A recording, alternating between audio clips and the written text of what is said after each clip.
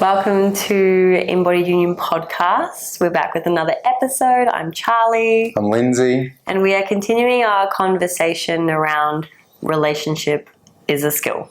Sure is. And today we're going to be talking about intimacy.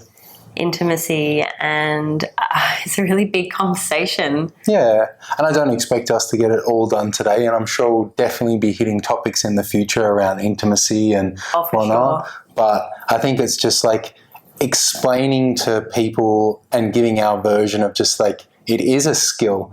Intimacy doesn't just keep happening just because of honeymoon energy, and we're going to get into it, but it's just like, let's kick it off. I guess honeymoon energy is like a way that...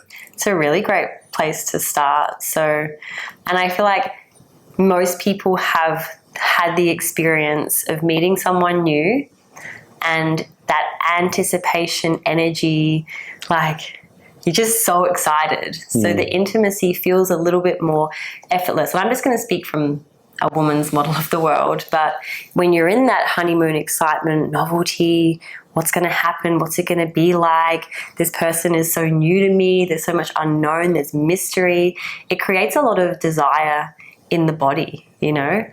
Like you're wet all the time.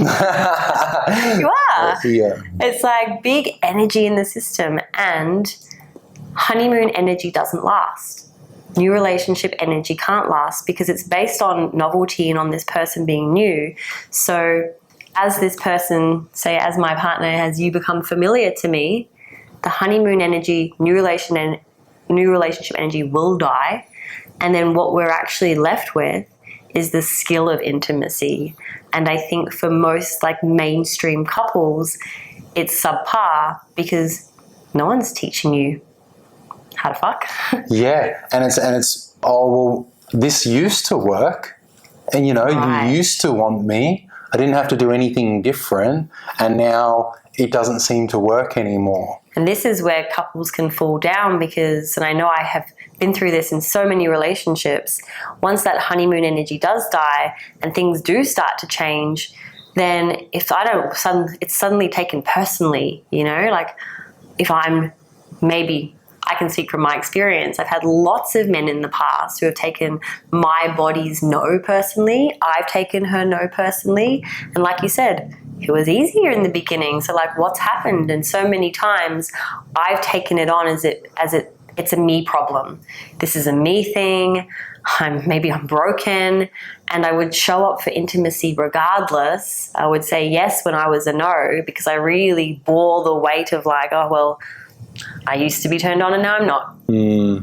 So I think, we can, before we get too far into the weeds of like what doesn't work in intimacy, I think it's like also then speaking into what intimacy is as a function inside of relationship, which is essentially connection.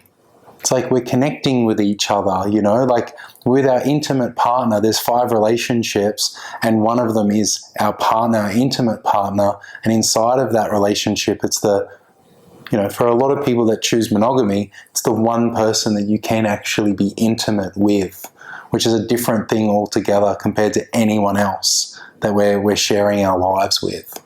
Yeah, it's your person to... Yeah. For monogamous couples, you have this one special person that you can explore the realms of like pleasure and connection. And it is really special, and it is such a shame in relationship that as a relationship can erode, it's one of the first things that takes a hit. It does. And if a couple don't have intimacy, then what they're left with is a friendship, which is a great quality to have in a relationship, but it's not what makes a partnership like thriving. And for some couples, they don't even have friendship, like maybe they're just a team or not even that. So intimacy, I just think it's important that it's being fostered and nurtured. And I think it was really important that you highlighted, like it's not just sex. No. Intimacy can be shared in a look or like whispered words or a little cute note or a text message or a poem. Like there's so many ways to create intimacy, and I think couples get stuck on not knowing how to outside of just like penetrative sex. Yep. And if I'm a no to that, then what do we do? Yeah, well, it then becomes, it's a no. Your no becomes, you don't love me.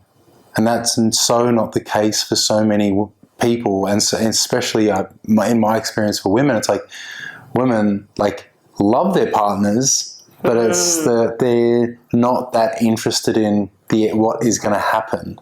Like I guess what's happening is men aren't learning new skills, and it's not skills of like how to penetrate your partner better or more vigorously. Not technique focused. It's everything outside of the bedroom that creates intimacy. That's what I've had to learn over the years. For me, it was like sex is happening 24/7. Intimacy is happening 24/7. When you say that, I'm just like, so glad my man is the one saying that. If every man knew that sex is happening all day, their woman is going to be more ready for sex, right? It's like foreplay is happening all day. I don't care if you've been together for a year, 5 years, 20 years. Like when we stop making the effort, then of course intimacy, like it falls away. Yeah. Just appreciate well, it's knowing that as well, is that it's always there, it's always available. Like eros between two people is available if we're cultivating it in ourselves foremost, but also just like with each other. So like you say, when we're out, it could be the way that I hold your back, or the way that I order you something for you, or the look that I give you, or I tell you where to sit, or whatever it might be. It tells me what to wear. So it's like, and this is the great thing. It's just like, oh, I want him to lead more in the bedroom, but I want him to actually lead more everywhere, And I think for a woman to really receive a man's leadership in the bedroom, for her to be so surrendered, receptive, and like, she can go there, she has to feel his leadership in life. Like there has to be that evidence there. So it's like men and women come to the bedroom and he's trying to lead, but like, has he been cultivating leadership in the relationship outside the bedroom, so much so that she's a yes to that? I think that's another conversation, but it's like using masculine and feminine energy in this way. You lead, I receive. We extend that outside of the bedroom, and that is our foreplay, and it's just keeping us, eros is flowing.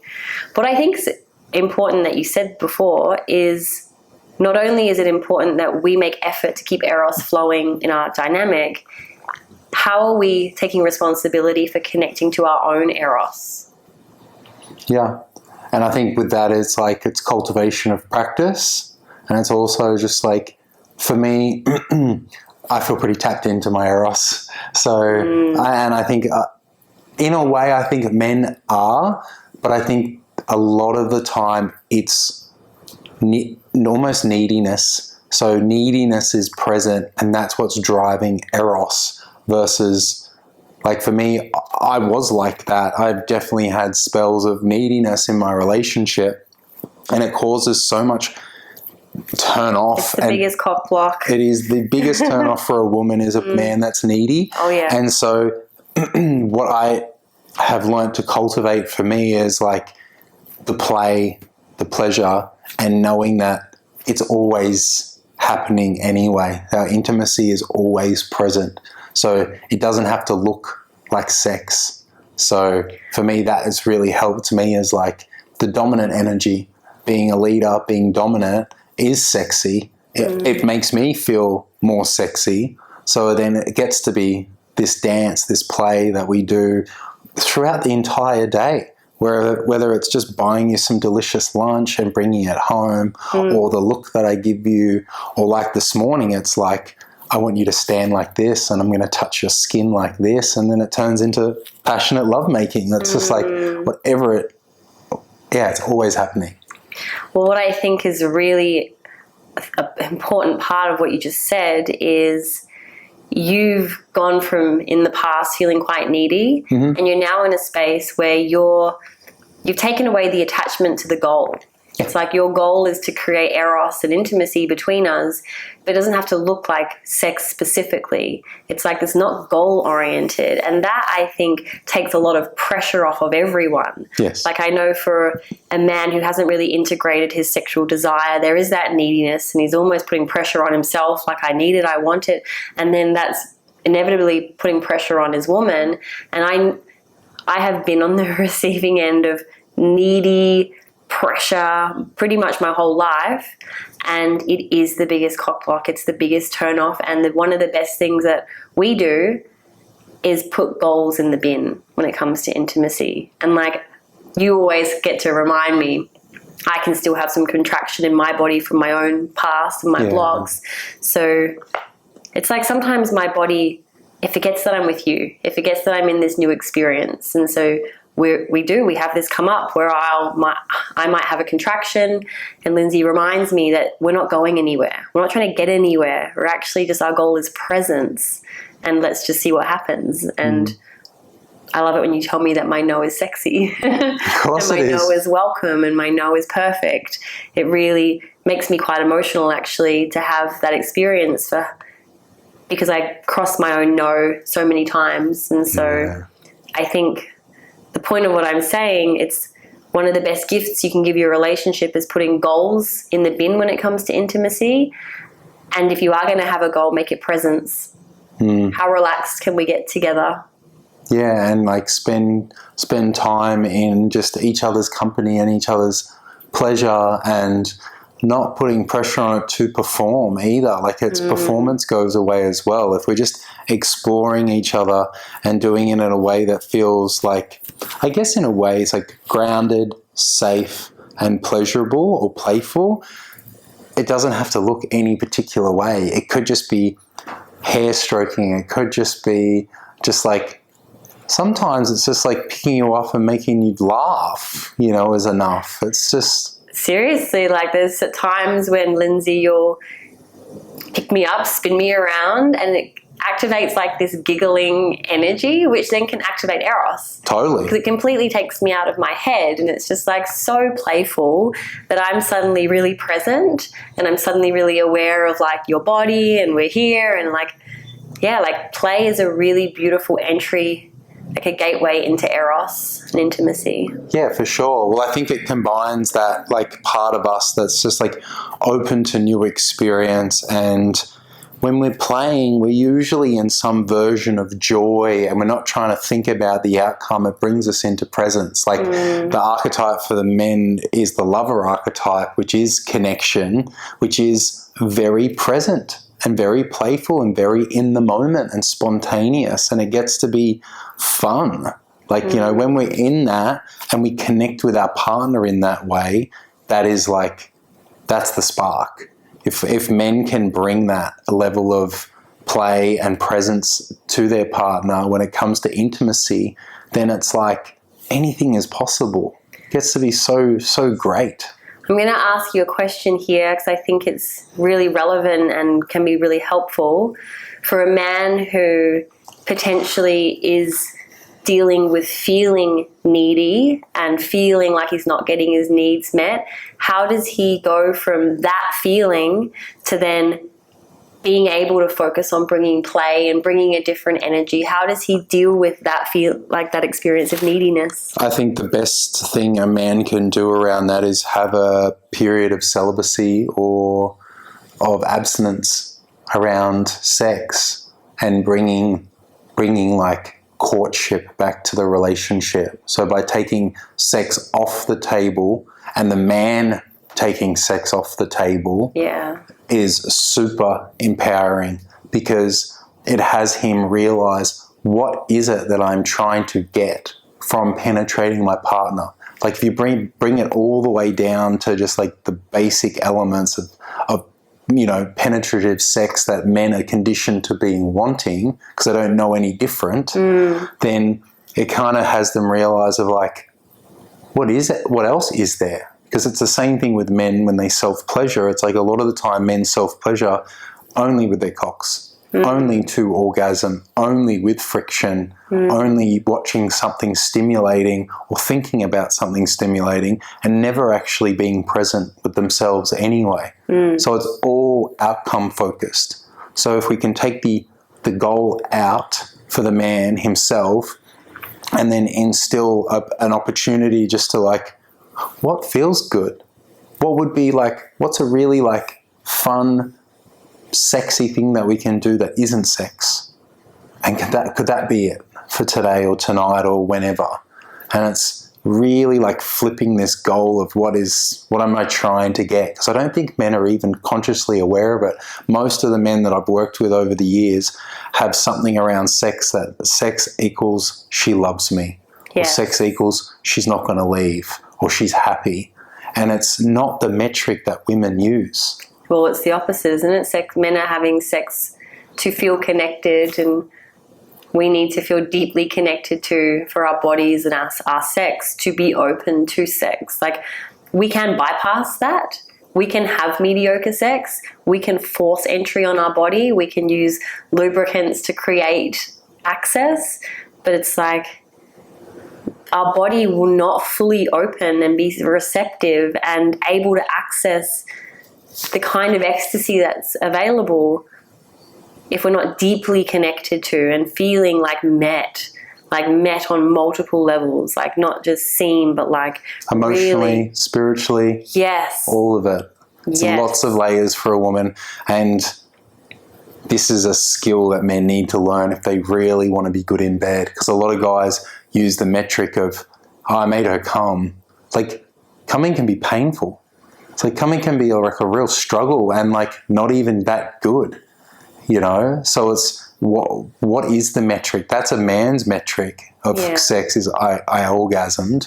But it's like taking this away, taking away like I said, coming back to that, taking away the penetration, finding other ways to pleasure each other that are non-penetrative and even like non-sexual.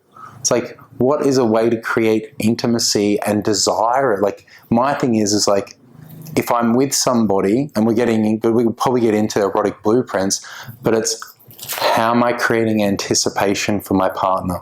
Knowing that, look at the books. Like, you only need to read like women's smutty books that are out there. It's like, what do they want? If you watch Outlander or if you watch any like love show, it's like they want a solid man. They want a man that's grounded, a man that has presence. It's like all these things that like cultivate the desire for him, such that when he engages with her, of course it's a yes.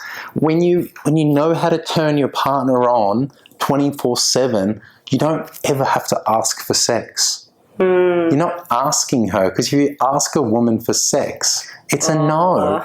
It's like, it's again, it's the needy thing. It's like, can we have sex tonight? I don't want to ever hear that come out of your mouth. You never hear that. I'm telling you that we're having it, you know? Never. So it's like, and I'll do that because I know, like, I've cultivated it. Well, and yeah, I think because of the man that you are, like you just said, women are more of a yes to a man that is integral, who she respects. If you don't respect your partner, you are not going to want to open to him. You might, again, force, like, you can go through the motions. Appease. You'll appease to please. And all that is doing is building resentment in your own body so that you're more of a no. And your partner can feel it. If he's in the energy of needy, maybe he's not aware that he can feel it, but it actually fuels his neediness, because being with a woman who's just appeasing him, it doesn't quite scratch the itch. So he's going to want it again in an hour, because it actually hasn't hit the mark. When a man and a woman come together and it's fully like just a yes, and it's the quality over quantity, you know. Like, if a couple have if they're time poor, and like we work with couples and that's probably the number one reason we don't have the time, then my advice is always a 3-hour beautiful like sex date once a week is better than having a quickie every day. Like, if you can just carve out 3 hours on a Saturday and that's it, but you're really present and you really are intimate with each other, then it's not going to be every night getting into bed, oh, I should have sex, got to just go. It's like a chore, like a box to tick. It's like, when you do it, make it count. Yes. Yeah, and having that quality. And I think with that too, though, is couples need to have the skills to be able to understand what a 3-hour date looks like. Because if you don't have the skills, you're thinking 3 hours of what I already have now. Which I'm not that into. Sounds like the worst thing That was ever. actually me. It was actually, I was advised on my journey to bring in 3-hour sex dates. And because at the time I hated penetration, and that's not an exaggeration, it actually made me mad that someone would give me that advice, because no fucking way am I going to show up for something that I don't even want to be doing for 20 minutes for 3 hours. And so I think this is really important for couples who are like, all right, intimacy is a skill. Now it's about coming and learning, and actually learning things to do together to cultivate intimacy that maybe you've not thought of before. Yeah, well, I think most couples know or have heard of Gary Chapman's work around the love languages. So knowing your love language, knowing your own love language, knowing your partner's love language, I think is important.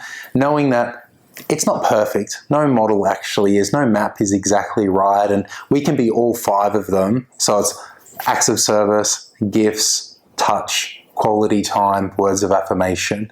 And, you know, if you do the test and you know which one it is, I think a lot of the time that just helps you understand what your partner likes. Because if I'm trying to love my partner in the way that I like to be loved, that doesn't necessarily correlate to how you like to be loved. It might feel nice, but it might not land in that deeply like, I feel so seen. Yeah, right? Yeah.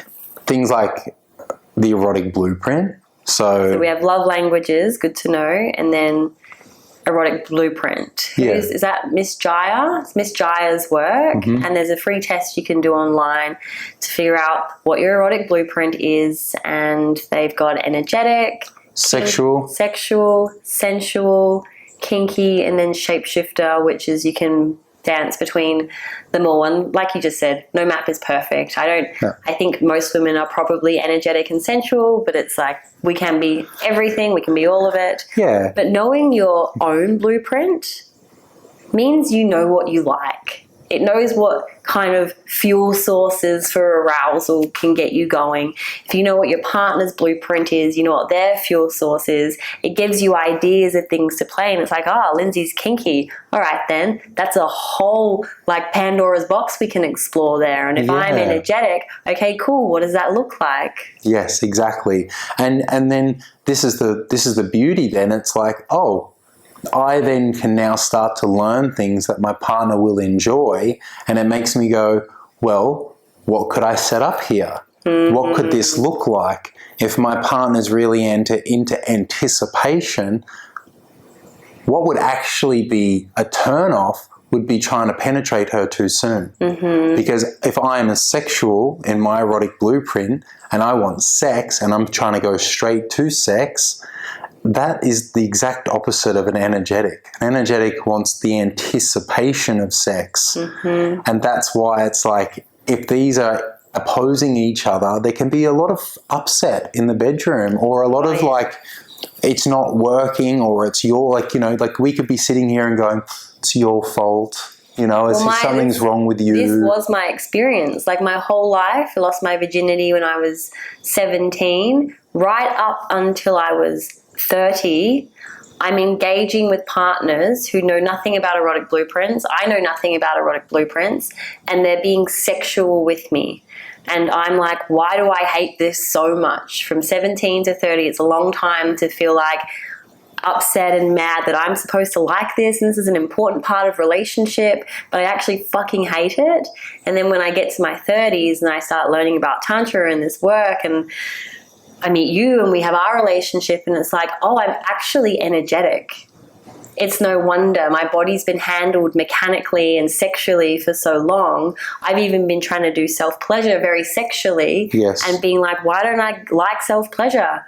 because my system responds to energy, and I had no idea. And I think there's so many women right now who are treating their body and having their body handled sexually and mechanically, and their system is a no to that. But they don't know that it's not a problem. You just have to come and learn another language. Yeah, which the thing is, if you're scratching the itch properly, it's like a fire, right? So my thought around this is like, I know both genders are highly sexual and can be. You know, I think there's a stigma that like men want sex all the time. I think a woman can want intimacy all the time if you know, or if she knows what works. Kim Anami's phrase, a well-fucked woman, like a well-fucked woman is on.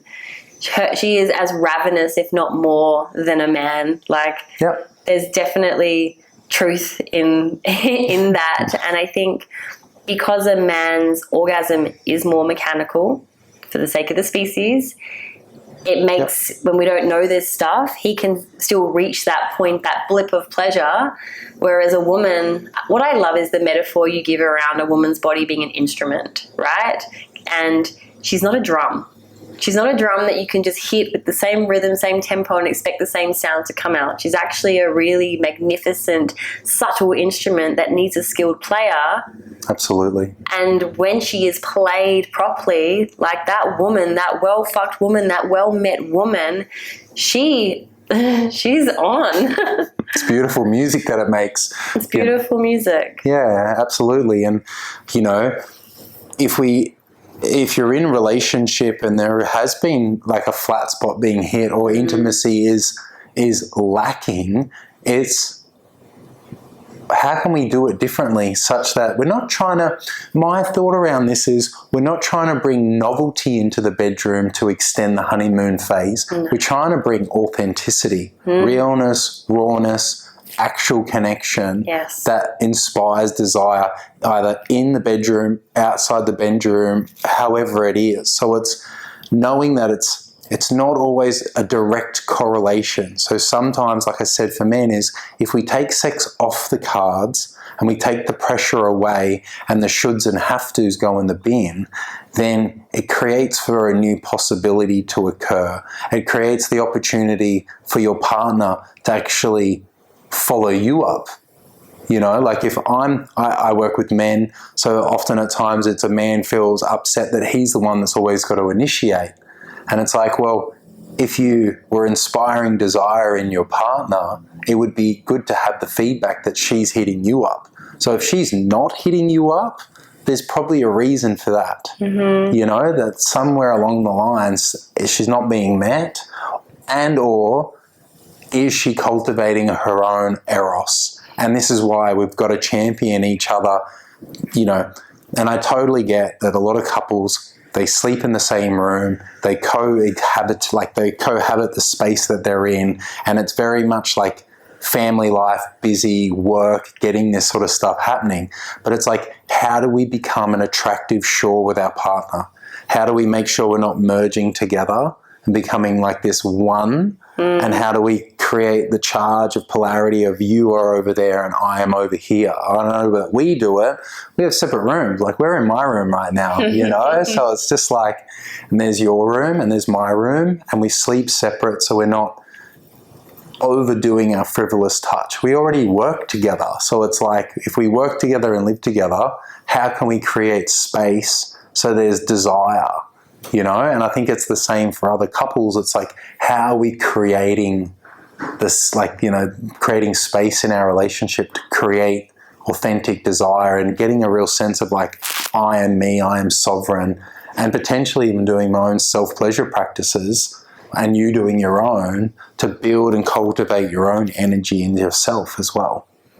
And I think we can speak a little bit into polarity there, because you kind of touched on it, how like when we create sovereignty and I'm here and you're over there, we're creating some space in the togetherness, and that can be a fuel source to create some arousal between us, because it's almost like it sparks polarity. It does. And so Linzey and I are very intentional in how we do that by separate rooms, and we create polarity by choosing to embody, like I choose to embody my feminine pole, and Linzey chooses to embody his masculine pole, and we have little ways that we do that so that when we're in these opposite poles, polarity, it's the arc of sexual energy between two opposites.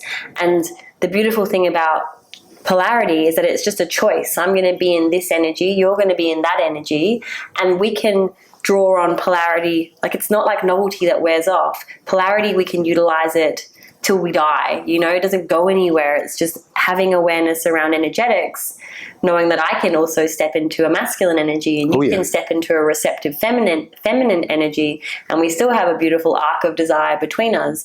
But if we're both just enmeshed, sleeping in the same rooms, working together all the time, both in our masculine, doing our business, it's like polarity drops. You know, so I think a lot of couples who do have this more codependent relationship and they've lost their sovereignty, and it's kind of just lines are blurred between who's doing what role, who's leading, who's following, then we lose polarity and we lose sexual energy.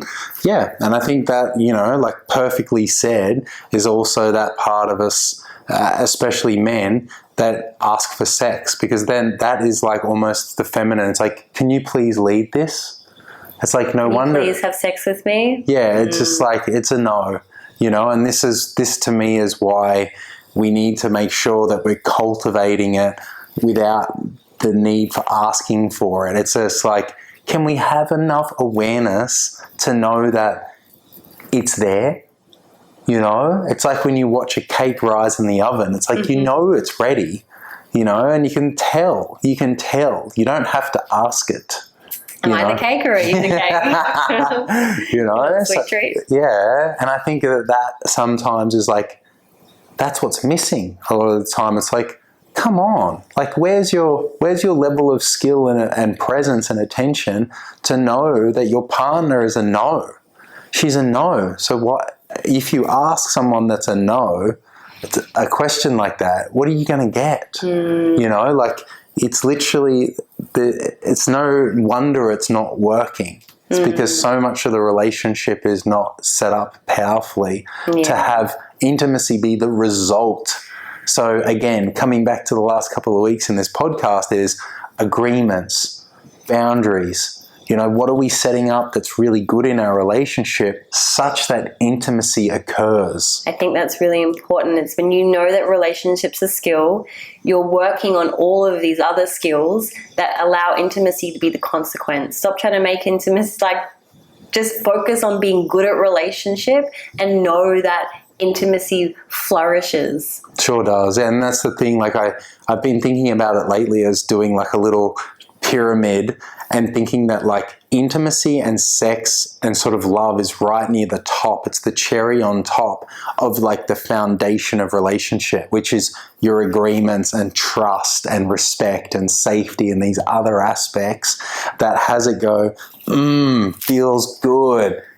Going to have that as a result, whereas most people have it flipped over the other way. And when we first start a relationship, it's purely just growing out of love and out of that honeymoon energy, but it doesn't last. It's never meant to. No. It's meant to actually just drive you together to make it happen. That's what all the hormones are doing, is like it's tricking us into procreating, right? Yeah. And so it's like we're coming together to forward the species. And inside of that, in our culture, is we create like a relationship. We create this and we choose it, so we can then pick these parts of what is our relationship going to look like, what's our agreements, how do we set this up, and like deeply, what are we here for? You know, what do we really want in our lives and in our intimacy and all these other areas? Because I think for a lot of men in particular, is like, there's kind of an expectation, and it's what's being modeled. It's like, well, if I provide and I be a good provider and I make lots of money and I work really hard, then you'll do the rest. You'll care for me and you'll make love to me and you'll do all these things. But it's like, it's not how it works. Like, it can, if it's agreed upon, like that's a yes, and we're going to cultivate and put this effort in. But otherwise, it's like, I feel like there's a lot of assumptions in relationship. Well, I think most people fall into relationship unconsciously. It's like we meet, we like each other, suddenly we're in a relationship. Now I'm pregnant, we'll get married, and no one has stopped to think, what's the intention of this? Like, why are we actually doing this? Like, it's been really important for you and I when we're getting together, like, what do you actually want? It's like, okay, cool, well, I want to utilize a relationship for growth so I can heal and help heal my partner, and I want to utilize a relationship to go to the depths of my soul and experience the depths of pleasure. Do you want the same? No? Okay, that's fine. But it's like, I think conscious monogamy is where I would like to guide couples towards, like making conscious choices around what they want their relationship to look and feel like and sound like, rather than just falling in and then falling into autopilot. And I think then, you know, like coming back to this piece around intimacy being a skill is, what skills are we learning? Like, what are we going to practice this week? Rather than just like doing what we've always done, are we learning something new? Are we reading something new? Are we understanding that there's, you know, like thousands upon thousands of techniques and practices and positions and all these things that, you know, we can cultivate and practice and learn. Like, I think a lot of the time is we're so afraid to make mistakes or look ugly in front of our partner when it comes to intimacy that it kind of takes away the authenticity out of it. So there's a lot of performance and a lot of like shame or a lot of just trying to get it right versus, can we just practice something? Can we try something here? Can we do that actually creates safety, trust, vulnerability, and ultimately connection? So I think what would be helpful for a couple listening, if they're like, well, fuck, I want to learn some new skills. It's like, go and figure out your love languages. Go and have a look at erotic blueprints. The next thing I would be pointing you towards is Tantra, like tantric practices, which the crux of Tantra is presence. It doesn't really matter what the technique is, what you're doing, but it's like really, Tantra offers a whole world of ways to connect that is not goal-oriented, not performance-based, and you can also explore BDSM and playing with the energy of masculine and feminine polarities. But I think what could be great is if we just even gave some instructions into like a really like entry level, just little practice.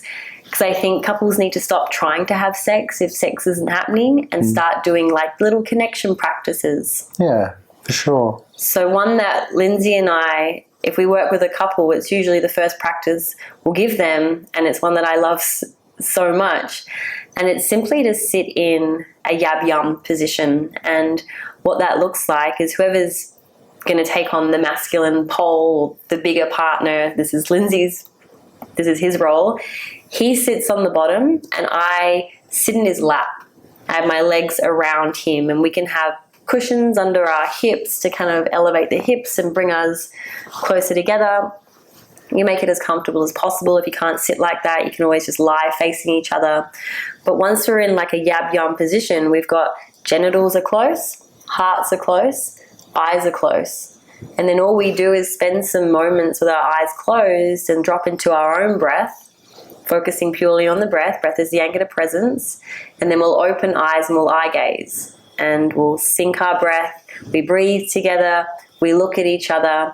And I notice naturally when I'm in my feminine, my body wants to move. So often some like little hip circles will come in, and it's really, that can be a complete practice on its own. You could literally sit in that position for a couple of minutes or up to 20 minutes to half an hour if your hips and knees can handle it. So I would just recommend too is, as the man, a way to lead it sounds counterintuitive, is to breathe with her. Match your breath with hers, and also when you look her in the eye, look her in one eye. So you're not looking through her, because it can be a way to sort of glaze out. So your presence is noticing her eye, one of her eyes, and if you want a little bonus piece, it would be while you're doing that, while you're sinking the breath and you've got eye contact, it's thinking about what you love about her.